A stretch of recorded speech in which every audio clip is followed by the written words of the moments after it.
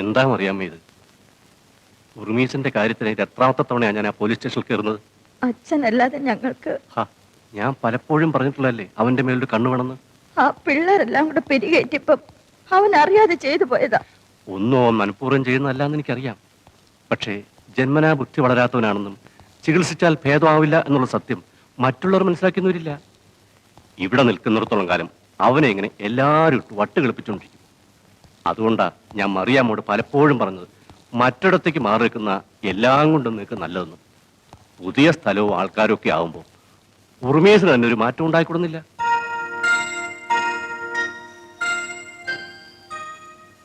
മറിയാമ്മ ഒന്ന് ആലോചിച്ച് നോക്ക്. നീലഗിരിയിൽ ഞാൻ മുമ്പിരുന്ന പള്ളിയിലെ അച്ഛന് ഒരു കത്ത് തരാം. അവിടെ ആവുമ്പോ എസ്റ്റേറ്റിലോ മറ്റോ എന്തെങ്കിലും ജോലി അച്ഛൻ തരപ്പെടുത്തരും.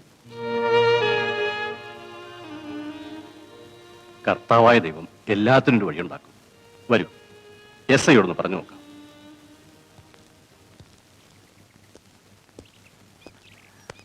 ഓ, അച്ഛൻ പിന്നെയും വന്നോ? സാറുണ്ടോ? ഉണ്ട്, അദ്ദേഹം പുറത്തേക്ക് ഇറങ്ങാൻ പോവാ. നമസ്കാരം മേന്നെ. ആ, അച്ഛൻ ഇരുന്നാട്ടെ. മേന്നെ, ഞാൻ വേണ്ടച്ചോ, ഇവനെ വിടണമെന്ന് പറയാനാണ് അച്ഛൻ വന്നെങ്കിൽ അത് നടക്കുകയില്ല. ഞാൻ ഇവനെ വിടത്തില്ല.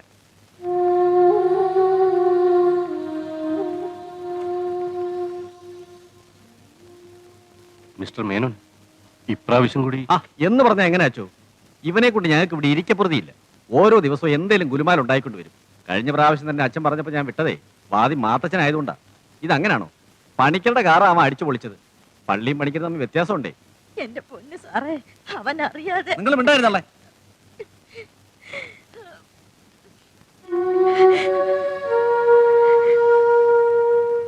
കാര്യം ഗൗരവമുള്ളതെന്ന് എനിക്കറിയാം. ഞാൻ മിസ്റ്റർ പണിക്കരുമായിട്ടൊന്ന് സംസാരിക്കാം.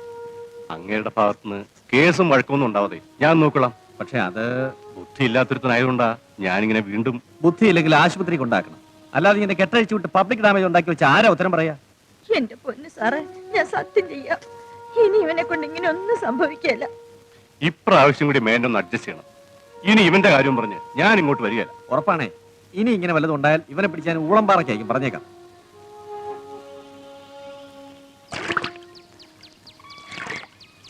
ആ സാറ് പറഞ്ഞത് കേട്ടല്ലോ. ഇനി എന്തെങ്കിലും കുഴപ്പമുണ്ടാക്കിയാൽ ഞാൻ വന്നുകൊണ്ടൊരു കാര്യം ഉണ്ടാവില്ല. ഇവന്റെ അപ്പം മരിച്ചപ്പോ തൊട്ട് തുടങ്ങി ഒരു ചുറ്റല. ഒരു സ്ഥലത്തിരുത്തി പൊറപ്പിക്കുകയില്ല. കൂടിയ 6 മാസം എന്നെ പെടാപ്പാട് പെടുത്തുക. അമ്മ ഇങ്ങനെ കഷ്ടപ്പെടുത്താതാടാ ഉർമീസേ. ഇവർക്ക് നീയല്ലാതെ വേറെ ആരാ ഉള്ളത്? ഈ വയസ്സുകാലത്തും നിന്നെ ഒരു പോറ്റണം എന്ന് വെച്ചാൽ കരയാതമ്മേ, ഇനി ഞാനൊന്നും ചെയ്യല. നിങ്ങൾ സമാധാനമായിട്ടിരിക്കും. എല്ലാറ്റിനും വഴിയുണ്ടാക്കാം. ദിവസവും പ്രാർത്ഥിക്കുന്നുണ്ടല്ലോ, അതിന്റെ ഗുണം കിട്ടാതിരിക്കില്ല.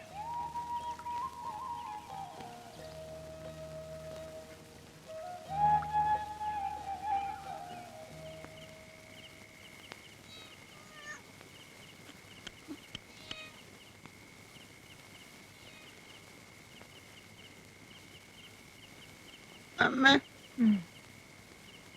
അമ്മേ, എന്താ വേണ്ടേ? ഞാൻ കൂടെയുള്ള അമ്മയ്ക്ക് പ്രയാസമാണ്. ഞാൻ വഴക്ക് പറഞ്ഞത് നിനക്ക് സങ്കടമായോ? എങ്കിൽ എന്റെ മോൻ പോയി കിടന്നുറങ്ങ. എനിക്ക് ഉറക്കം വരുന്നില്ല അമ്മേ. നമ്മളെ മേടിക്കാൻ നമ്മുടെ സ്ഥലത്തെ പറ്റി പറ. നീ കിടന്നുറങ്ങ ഉറുമീസേ. ഒന്ന് പറയാമേ, അന്ന് പറഞ്ഞ പോലെ. ഒരു പ്രാവശ്യം പറയും, അത് കഴിഞ്ഞ് നീ കിടന്നുറങ്ങിക്കണം. നമ്മൾ ജോലിയെടുത്ത് കാശെല്ലാം കൂട്ടി വെച്ച് ഒരു വീടും പറമ്പും മേടിക്കും. പറമ്പെന്ന് വെച്ചാൽ വലിയ ഒരു പറമ്പ്, മാവും പ്ലാവും എല്ലാം ഉള്ളത്. അതിൽ നമ്മൾ കുറെ പശുക്കുട്ടികളെയും ആട്ടുംകുട്ടികളെയും വളർത്തും.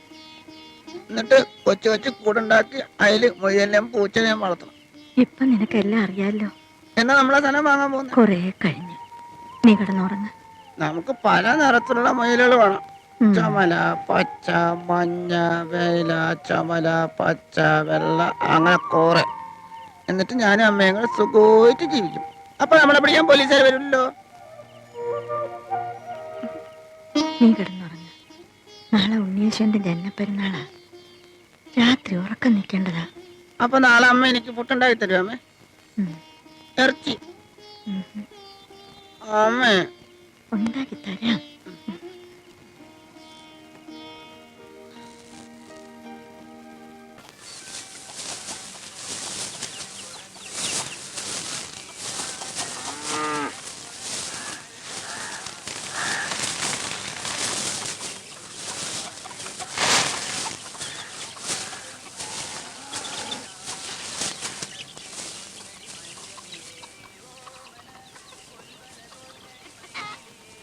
ഇന്നാ ഈ ആഴ്ചത്തെ കൂലി. ശരി മുതലാളി, ഉം. 200 അരിയും കൂടെ കിട്ടിയ കൊള്ളായിരുന്നു. കൈയിരിക്കുന്ന കാശ് കൊടുത്താൽ അരി കിട്ടുമല്ലോ. നാളെ ക്രിസ്മസ് അല്ലേ മുതലാളി, ഉറുമിച്ചിന് ഇച്ചിരി ഇറച്ചി മേടിക്കാൻ കൂടെ തികയല്ല. ആ ഇനിയിപ്പോ ഇറച്ചൂടെ മേടിച്ചു കൊടുക്കാത്ത കുറവേ ഉള്ളൂ. ഇപ്പൊ തന്നെ അവന് കാറ് തല്ലിപ്പൊളിക്കാനും കശപിശ ഉണ്ടാക്കാനും ആരോഗ്യം കൂടുതലാ. തള്ള പോ.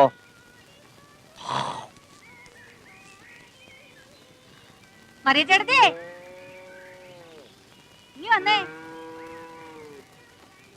അധികം മൊശടനാന്ന് അറിഞ്ഞിട്ടും എന്നാത്തിന് അവിടെ ചെന്ന് ചോദിച്ചേ? ചേട്ടത്തിക്ക് എന്നോട് ചോദിച്ചാ പോരായിരുന്നോ? മുതലാളിയോടല്ലേ? മുതലാളി, ചേട്ടത്തി ഇങ്ങ് കയറി വന്നേ. ചേട്ടത്തി ആ തോർത്ത് ഇങ്ങനെ നീട്ടിക്കേ, നീട്ടിക്കേ.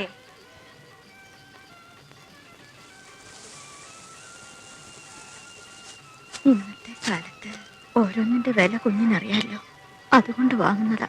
എനിക്കറിയാം, നല്ലൊരു ദിവസമല്ലേ. ചേട്ടത്തി ചെല്ലേ.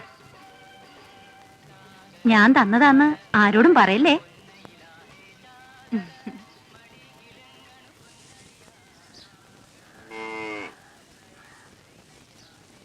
മറിയേ,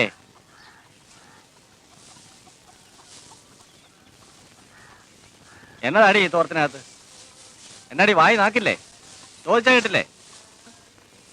തോർത്ത് കാണിക്കടി, മുതലാളി അത് തോർത്ത് കാണിക്കാൻ.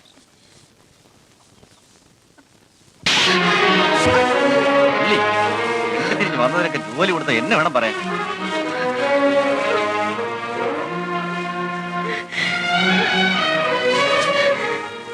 എന്തിനാ എന്റെ അമ്മയെ തള്ളിയിട്ട്? ഓ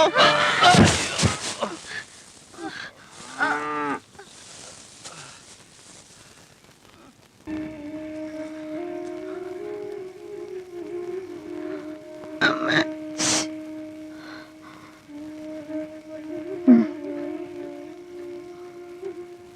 എന്നെ പിടിക്കേ. ഒരിടം കൂടി പോയെന്ന് കരുതിയാ മതി. വാ.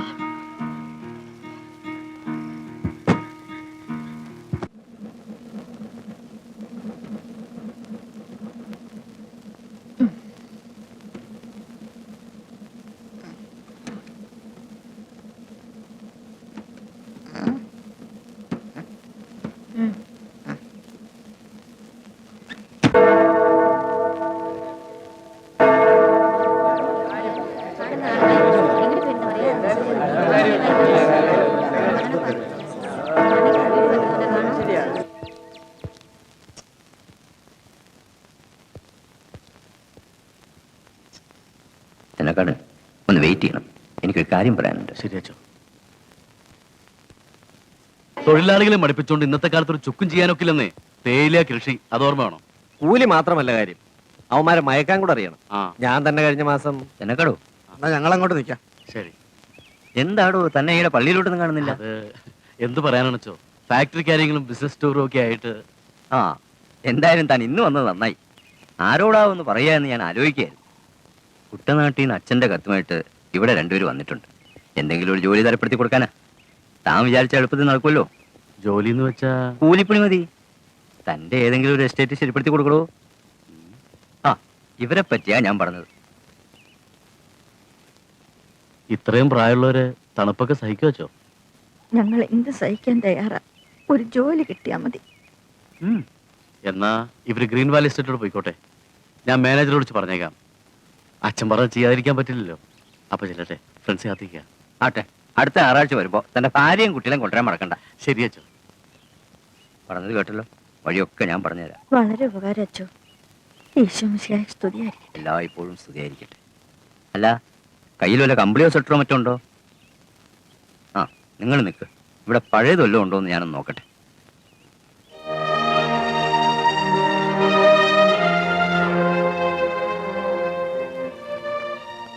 കർത്താവേ, എന്റെ മോനെ നേർവഴിക്ക് നടത്തണേ, സൽബുദ്ധി കൊടുക്കണേ. ഉറുമിസേ, അമ്മ പറഞ്ഞതെല്ലാം നിനക്ക് ഓർമ്മയുണ്ടല്ലോ. പുതിയൊരു സ്ഥലത്തേക്കാണ് ഇനി പോകുന്നത്. അവിടെ നമ്മളല്ലാതെ നമുക്കാരും ഉണ്ടാവില്ല. അവിടെ ചെന്ന് എൻ്റെ മോൻ പഴയ പോലെ ഒന്നും പെരുമാറരുത്. ഇനിയെങ്കിലും എല്ലാം കണ്ടറിഞ്ഞ് നീ ചെയ്യണം. ആരോടും വലിയ അടുപ്പമൊന്നും കാണിക്കാൻ നിൽക്കണ്ട. മറ്റുള്ളവർ നിന്നെ ഇട്ട് തട്ടിക്കളിക്കുന്നത് കാണാൻ എനിക്ക് വയ്യ.